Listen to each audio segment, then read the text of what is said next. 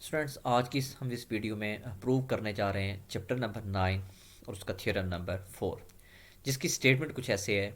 If two chords of a circle are congruent then they will be equidistant from the centre. Student statement का basically मतलब ये है कि जब student एक सर्कल कंस्ट्रक्ट करेगा तो जब उस सर्कल कंस्ट्रक्ट करने के बाद एक सेंटर पॉइंट लेगा ओ। फॉर एग्जांपल ये सर्कल हमने कंस्ट्रक्ट किया with the centre point O, तो हमने इस सर्कल के अंदर दो कार्ड को यहाँ पे बनाना है, कंस्ट्रक्ट करना है। लेकिन वो जो दो कार्ड्स हम लोग कंस्ट्रक्ट करेंगे they are congruent to each other होंगे। मीन्स कि अगर हम बात करें तो ये मैंने एक पहला कार्ड यहाँ पे ड्रॉप करके रखा हुआ है, दैट इज़ ए बी, ये आपका पहला कार्ड है। और दूसरा कार्ड आपके पास आ जाएगा C and D, they are exactly congruent or equal to each other.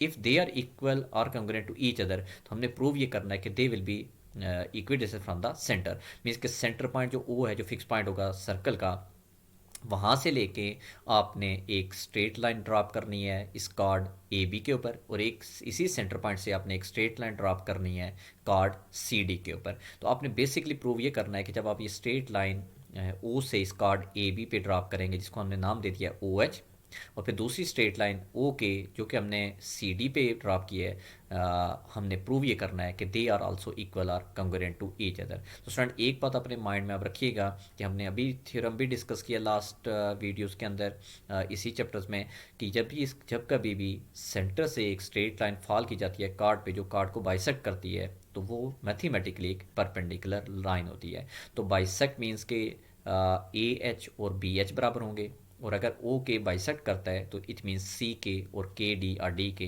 वो भी आपस में एक दूसरे के कॉन्ग्रुएंट होंगे। इस चीज़ को आपने इस थ्योरम में माइंड में रखना है। कंस्ट्रक्शन हमने स्टूडेंट इसमें ये किया है कि just we have to join O with A, ताकि आपके पास एक रेडियस बन जाए, और जॉइन ओ विद सी, और ये भी आपका एक मैथमेटिकली रेडियस है। इट मीन्स कि ये दोनों आपके पास same radii of a circle बोले जाएंगे। तो इसमें ये एक कंस्ट्रक्शन है। अब हम इन बातों को लेके कि एक सर्कल के अंदर एक सेंटर का पॉइंट है जिसमें दो कार्ड्स हैं जो कि बराबर हैं, तो हमने प्रूव ये करना है कि O H is also equal to O K. तो इस बात को हम कैसे प्रूव करेंगे, इसके लिए हमें फर्दर स्टेटमेंट और रीजनिंग पे जाना पड़ेगा।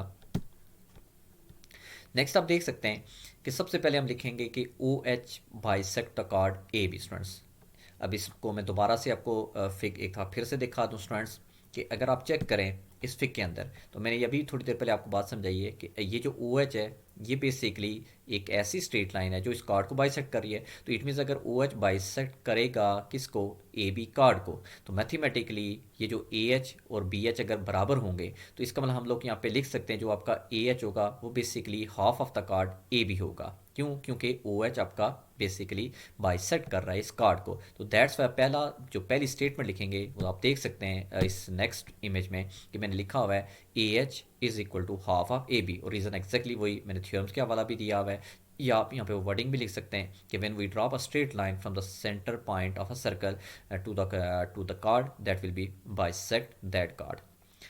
अब आप देखें जैसे मैंने यहाँ पे लिखा है ओ एच बाइसेक्ट कर रहा है कार्ड ए बी को, और ए एच अगर हाफ ऑफ ए बी है, तो सिमिलरली दोबारा से मैंने लिखा है ओ के बाइसेक्ट कर रहा है कार्ड सी डी को, तो दैट्स वाई सी के जो होगा वो भी हाफ ऑफ सी डी होगा। इसको मैं फिर आपको फिक्स से दिखा देता हूँ इसके ऊपर कैसे हम बात करेंगे। इस नोट आप देख सकते हैं कि ये आपका सी डी कार्ड है, और ओ की एक स्ट्रेट लाइन है जो इस कार्ड को बाइसेक्ट कर रही है। तो स्टूडेंट अगर बाइसेक्ट कर रही है तो इसका मतलब ये जो सी के होगा ये बेसिकली इस कार्ड का हाफ बोला जाएगा। दैट्स वाई इस इमेज में आप देख सकते हैं कि हमने सी के को लिखा है half of C D, again by the reasoning of theorems, और जो मैंने आपको स्ट्रेट लाइन की कंडीशन एक्सप्लेन कर दी है। अब स्टूडेंट बट गिवन के मुताबिक तो हमें ये दे दिया गया है कि जो कार्ड ए बी और सी डी तो वो तो बराबर है, जो हमारी मेन स्टेटमेंट है कि when we work on a circle two chords are exactly equal. तो इसका मतलब स्टूडेंट अगर A B and C D chords equal हैं, तो इन दो स्टेटमेंट से हम ये बात भी तो बोल सकते हैं कि जो ए एच है वो किसके बराबर चला जाएगा, सी के। तो ये हमारा एक मेन अथेंटिक रीज़न यहाँ पे हमें प्रूव में मिल जाएगा।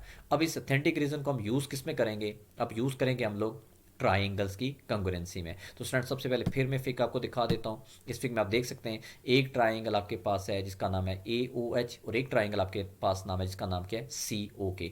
इन दोनों ट्राइंगल्स को जब हम कंपेयर करेंगे, तो सबसे अगर आप देखें तो मैं इस फिग में पहले आपको दिखा दूं कि मैथमेटिकली ए एच और सी के बराबर होंगे, जो अभी हमने प्रूफ स्टेटमेंट बोली है, और प्लस आप साथ में ऐड कर दीजिएगा कि जो ओ ए है वो ओ सी के बराबर है। वाई?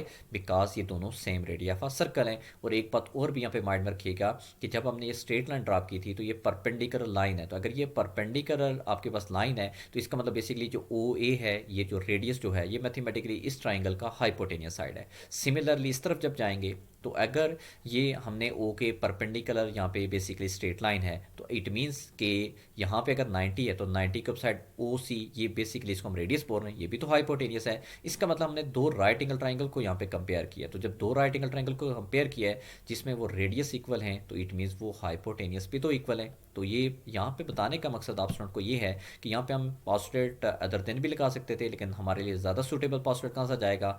एच एस पॉस्टुलेट आएगा। एच एस पॉस्टुलेट होता है कि अगर आप दो ट्राइंगल्स को कंपेयर करें जो राइट एंगल ट्राइंगल्स हो, तो उसमें एक हाइपोटेनियस साइड और एक अदर देन साइड अगर कंग्रेंट हो जाए तो वो ट्राइंगल्स आपस में कंग्रेंट होती हैं। तो आप देख सकते हैं ये जो दो रीज़न है, ओ ए ओ सी, ये रेडियस तो है लेकिन उन ट्राइंगल्स का हाइपोटेनियस साइड है, और ए एच सी के वो उस ट्राइंगल की कोई एक अदर देन साइड भी है। तो इट मीन्स हम लोग एच एस पॉस्टुलेट अप्लाई कर सकते हैं, और पॉस्टुलेट अप्लाई करने के बाद हम जस्ट कह देंगे कि दोनों ट्राइंगल जो ओ ए एच है और ओ सी के वो आपस में क्या होंगे स्टूडेंट? कंग्रेंट होंगे।